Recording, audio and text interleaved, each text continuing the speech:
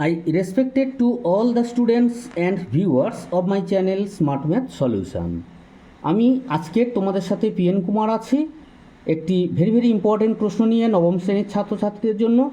তোমরা ভিডিওটি সম্পূর্ণ দেখতে থাকো, আশা করি ভালো লাগবে এবং কমেন্ট করে অবশ্যই করে তোমরা জানাবে তোমাদের কাছে কতটা গ্রহণযোগ্য হচ্ছে এবং হচ্ছে না।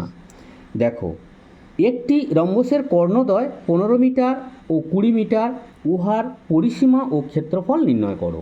প্রথমে তোমরা রম্বসের বাহুর দৈর্ঘ্য বের করে নাও, ইজিক্যাল টু দাও রুট ওভার যে কর্ণ দুটো আছে ওটাকে হাফ করে নাও, 20/2 whole square plus 15/2 whole square, রুটের মধ্যে লেখো ইজিক্যাল টু রুট ওভার দাও।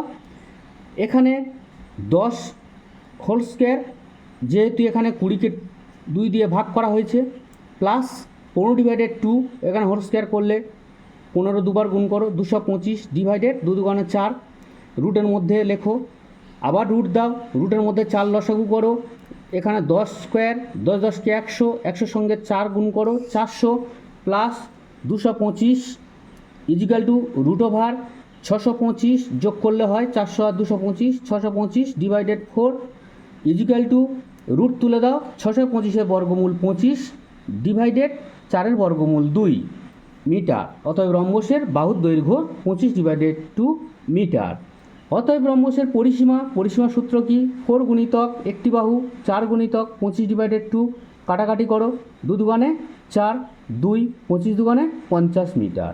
এবং রম্বসের ক্ষেত্রফল ইজিক্যাল টু হাফ ইন্টু কর্ণদ্বয়ের গুণফল। কর্ণ কত 15 ইন্টু 20, কাটাকাটি করো, 10 দুগুণে এখানে কত 20, 10 বার যাচ্ছে 20-র মধ্যে, 15 10কে 150 বর্গমিটার।